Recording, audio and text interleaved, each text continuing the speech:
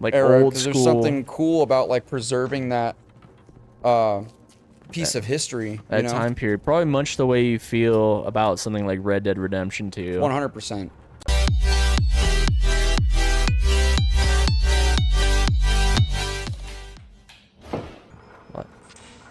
Nice, dude. Code Red. Oh my goodness.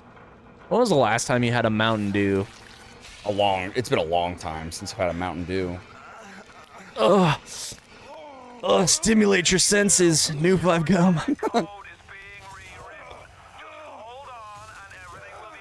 Kind of crazy that like that's why everyone's insane down here. Yeah. Is that they fucking got all these plasmids, which were like abilities that people could have, like the incinerate, snap shit, the Colonel Mustang type shit, and they just got addicted to them, and there was huge withdrawal effects of it. Didn't it start like super basic as well, just with like body modification in like a minor fashion? The side effects of doing them long term, they didn't test that. So I think what happened is that it caused psychosis and hallucinations after a while. So it drove these guys insane, and yeah, and I think it started fucking with their like facial features and caused deformities. It's actually horrifying. Oh, I could be super wrong, but like before the plasmids, like they were like, oh, like you could look more beautiful and stuff like that. With I think so. It's been a little bit. This fucking thing has always been super bizarre to me too. The Big Daddy and Little the Sisters. Little Sisters, yeah, such a cool idea, but I just. Man, I forgot how. It's fucking crazy, like the lore behind it. Like it's just. I forgot what the importance of the Little Sisters were. I cannot remember for the life of me. I don't think they were ever part of the Big Daddy program. They were like, the Big Daddy programs were supposed to be like maintenance techs for the whole city. Sure.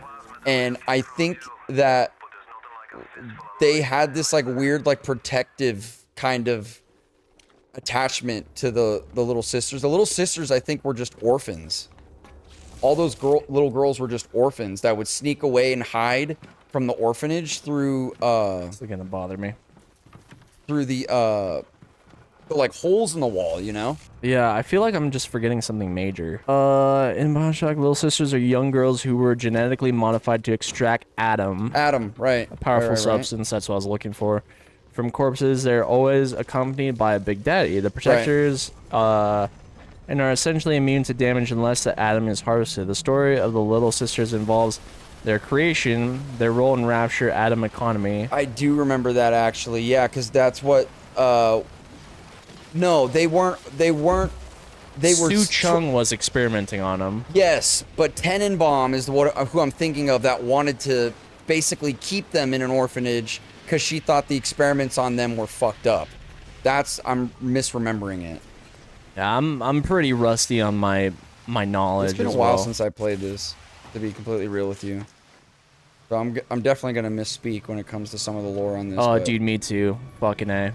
Like, I probably listened to stuff about the story sooner than you did, but even then, I'm still, like, we literally just talked about I have Alzheimer's, pretty much. So. Oh, yeah. Oh, shit. Get that bitch. Hell yeah. Fuck him up. It's just a normal guy trying to get out. We just killed him. I could have helped you.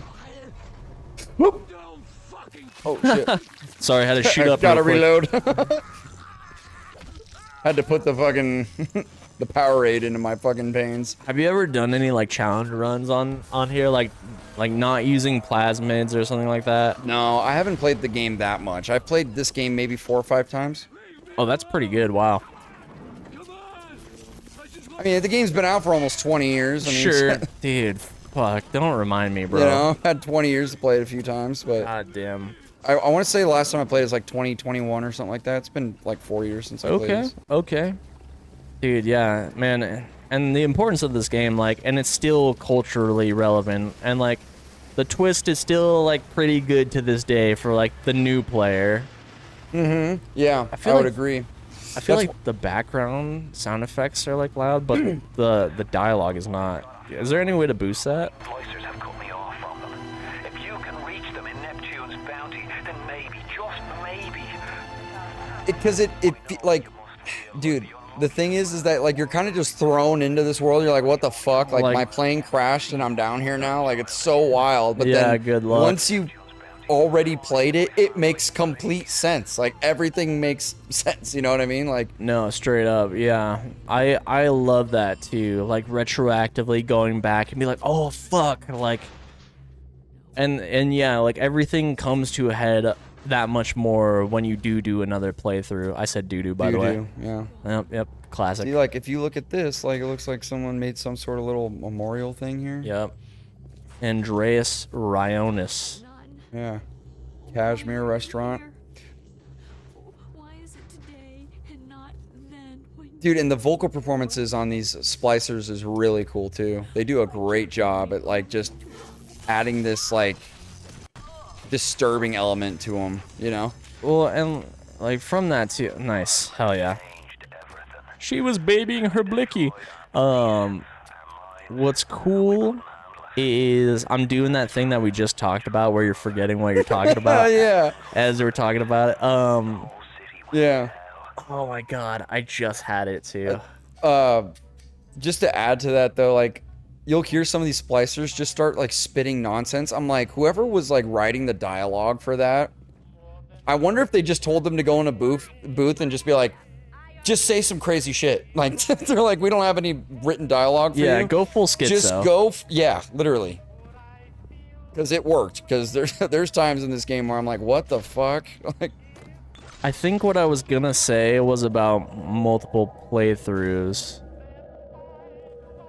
Or something like that. I don't know. oh yeah, multiple playthroughs. I'm just gonna give up on it. Fair enough. All man. hope is lost. Okay, so this is how you switch between the two. Hey, you want to play it for a sec? Fuck no. No? No. Me in control. I'm not kidding. I mean, it's still early enough. Ah, it's all good, bro. You sure? Yeah. I'll leave our fate in your hands. Your hands are trusted. Oh, okay, I do remember. Thank Let's fucking hear shit. it, dude. Let's hear it. So like the whole idea of this with like Andrew Ryan is like the fact that like you could look at this game as like the product of someone's passion project, but like misleaded in their virtues to stay like in control. Where it's like Ryan doesn't want to give up his place in power for Fontaine to like to take the charge and like start like he rejected all these things because they were against his idealism, and he started a community based around his idealism. Like, oh yeah, is a man not entitled to the like the fruit of his labor by the sweat of his own brow? And like it starts with that, and this kind of like loops me into something like, this is random as fuck, but like Justice League, where it's like you're so in the mind that you're in the right because in your mind, of course you are. Right, and I think that that concept is only further like explored in something like BioShock Infinite, where I feel like the concept of like, you know, a society built away from, you know, a government with power over the people. Yeah. But then that society that you built ends up having that same corruption that you just tried to escape from.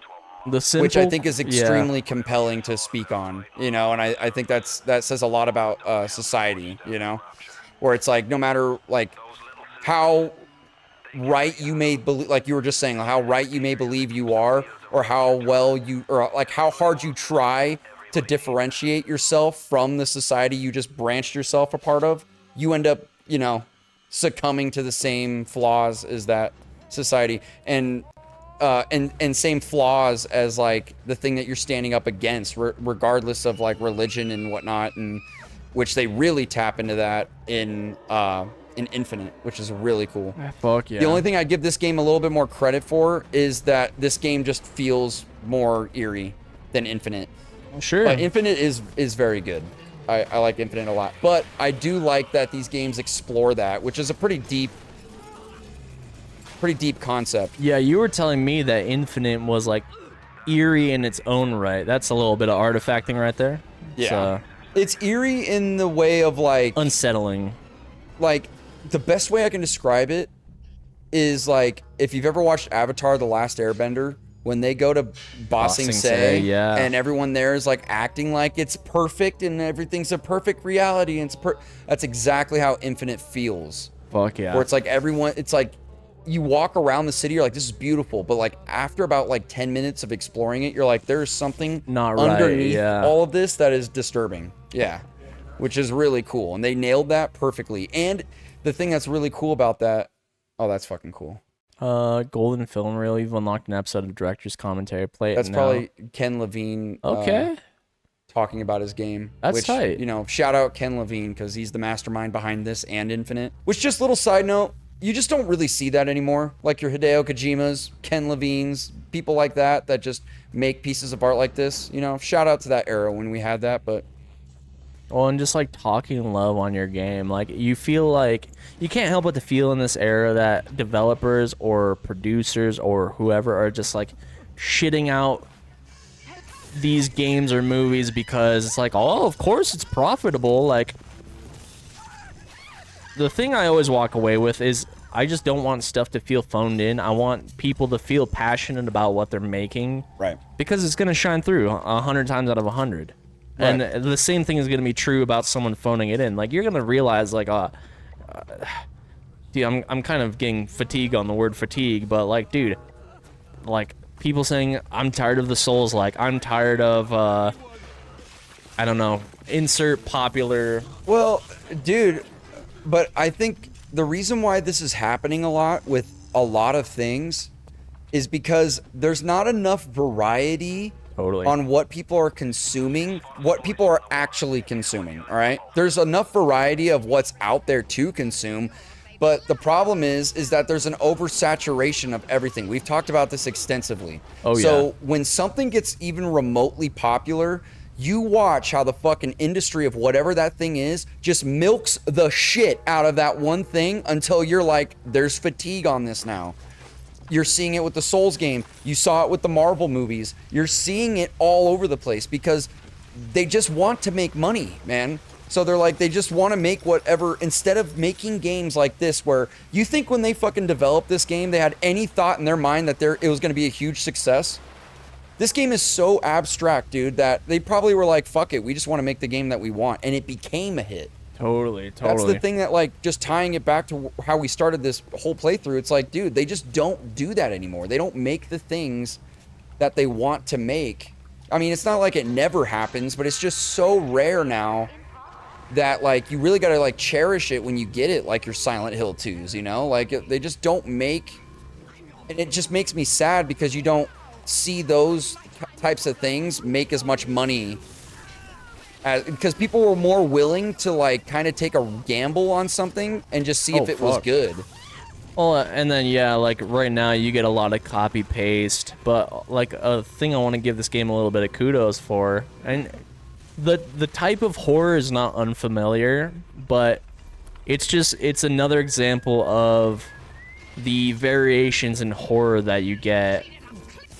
Whereas, like, oh, yeah, the jump scare market was super saturated once upon a time, but this is, like, giving that eerie, unsettling feeling, which kind of reminds me, or is particularly with what you told me of Infinite, reminds me of, like a Jordan Peele type of horror. Exactly. I feel like that's more in line with psychological horror. Yeah. More than traditional horror, which I actually think the older I get, psychological horror is more unsettling to me than your traditional horror films, because there's something, it's a little bit more based in reality, those types of stories, so there's more for you to relate on with what's like the you subject. just passed something in the toilet. Did I? Yeah, right there.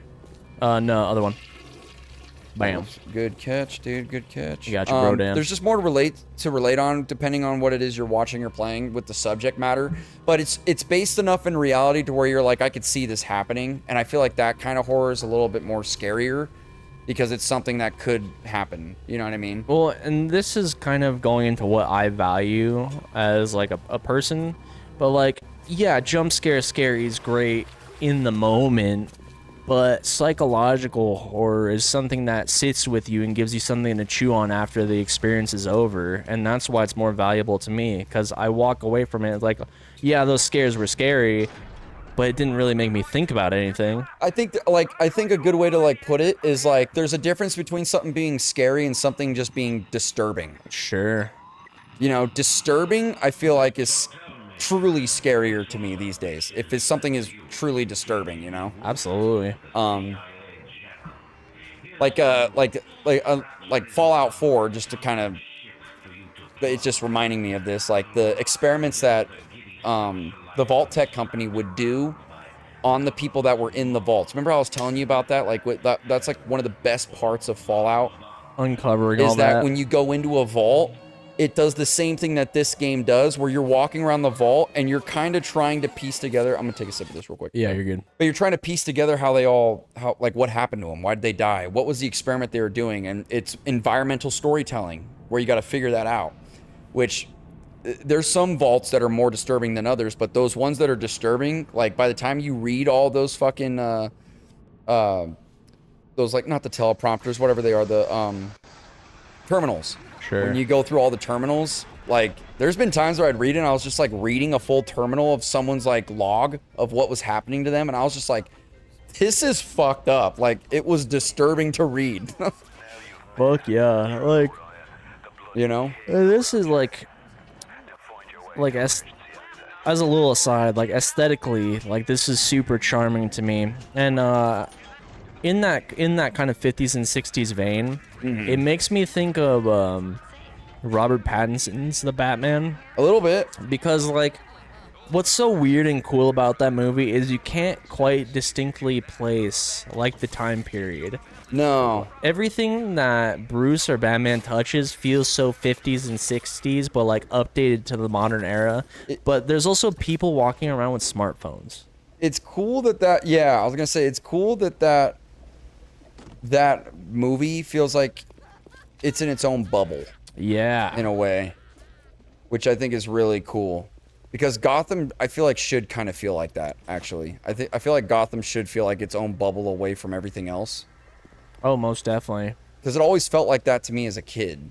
So Well, and that's the cool thing about, like, DC, is that they're their own self-contained towns that don't exist out in the real world, so they can literally do whatever they want with them. Like, Spider-Man is contained to New York. Like, you know what New York is.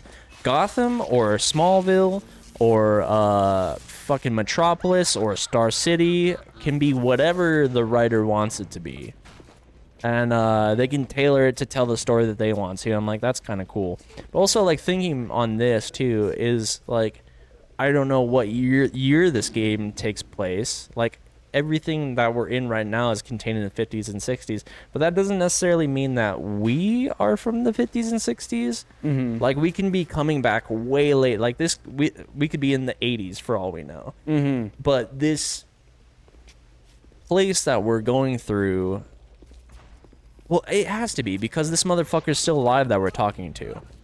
It has to be the 50s and 60s, because there's no way he's been surviving down here for... no, it's this. It says 1960 when we crashed the plane. Okay. It does say 1960, but that's the thing. Hold on, let me try to figure out where the fuck I'm supposed to go. I apologize.